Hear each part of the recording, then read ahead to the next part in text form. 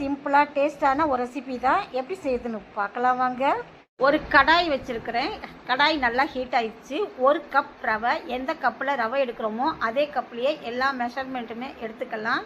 இந்த ரவையிலேயே 2 table spoon நெய் ஊற்றிக்கலாம். நெய் ஊற்றி வறுக்கிறதுனால இந்த ரெசிபி டேஸ்ட் ரொம்ப சூப்பராக இருக்கும். நல்லா மணமாகவும் இருக்கும். வாயில் வச்ச உடனே கரையும். அவ்வளோ டேஸ்ட் அட்டகாசமாக இருக்கும். 10 முந்திரி எடுத்து வச்சுருக்கிறேன். அதையும் இந்த ரவையிலேயே போட்டுக்கலாம். இப்போ இந்த ரவை, நெய், முந்திரி எல்லாத்தையுமே ஸ்டவ் சிம்மில் வச்சு நல்லா வறுத்து எடுத்துக்கலாம். இன்னொரு அடுப்பில் சுடுதண்ணி வச்சுருக்கிறேன் நான். இப்போ ரவை நல்லா கோல்டன் ப்ரௌன் கலர் நல்லா வந்துடுச்சு. இப்போ அந்த சுடுதண்ணி எடுத்து ஊற்றிக்கலாம். 1 கப் ரவைக்கு 2.5 கப் தண்ணி கரெக்டான அளவு.